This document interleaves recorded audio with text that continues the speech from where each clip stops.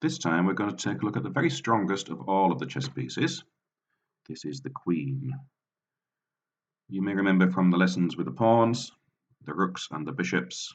We played some nice little mini games with those pieces, and we're going to do exactly the same with the queen, but first of all we need to know exactly how powerful she is.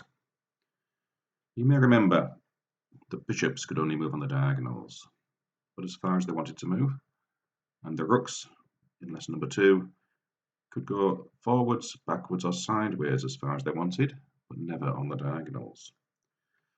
It might be helpful to think of the queen as a piece that combines the power of both of those pieces.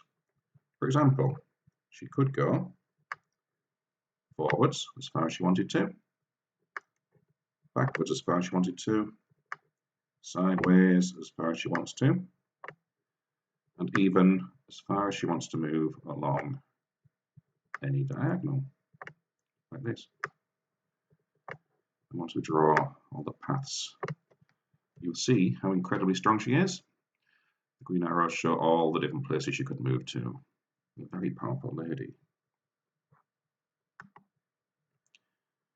When we had a bishop on the board, it could go from one corner to the other, only on a diagonal, and the rooks, of course, could go forwards or sideways to reach a different corner. The queen could go to any corner she likes on a clear board. She could go all the way down in one move. She could go all the way across in one move, or even down the very long diagonal. She doesn't have to wait around and do lots of moves to reach different corners. She's very, very powerful. So we're spending a moment now just looking to see how much we've built up over the course of just 4 lessons. This is lesson number 4. We're filling up the chessboard very, very nicely. We have 8 pawns each, 2 rooks each in the corners there, 2 bishops each, and 1 queen each. Now the queen, because she's so powerful, you don't need more than 1 queen.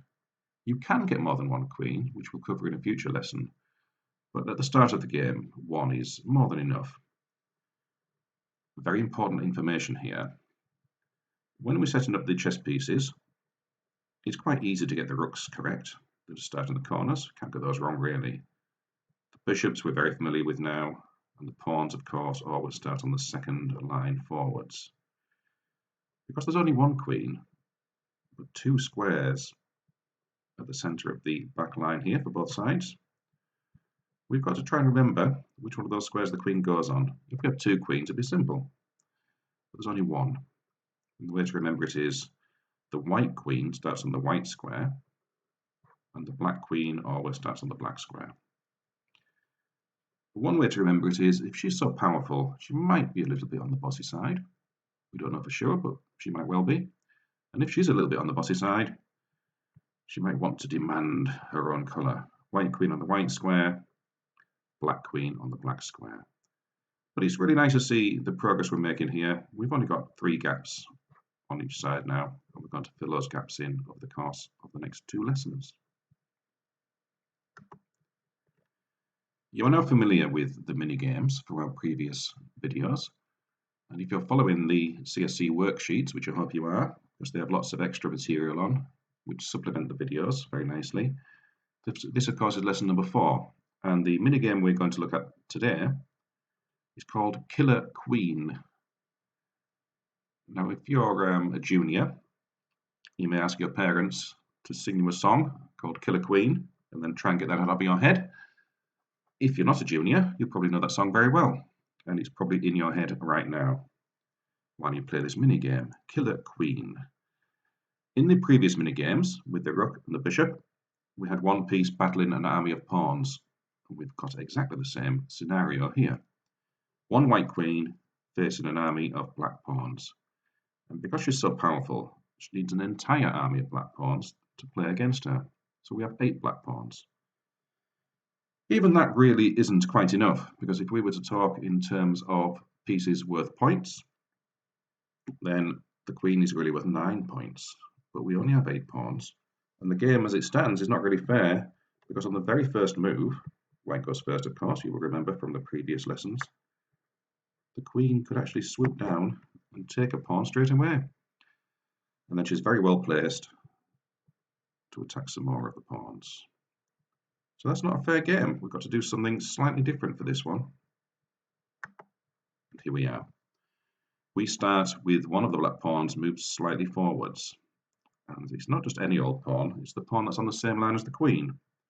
If the queen decides that it doesn't matter, and she swoops down to capture the black pawn, just as in the previous example when the pawn was on d7, she's going to encounter a little bit of a problem now. You can probably work out this problem already. We'll tell you that if the white queen is now on d6, of course the black pawn on c7 or the one on e7 could capture the queen and the game would be over straight away. So the queen doesn't want to do that.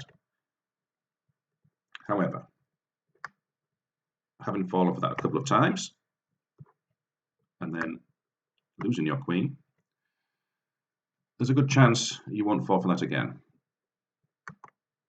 So what we're going to do is start from this position, and the queen's task, of course, is to capture all of the pawns, all 8 pawns, or block the last one, just as in our previous mini games with the rook and the bishop. It's exactly the same rules.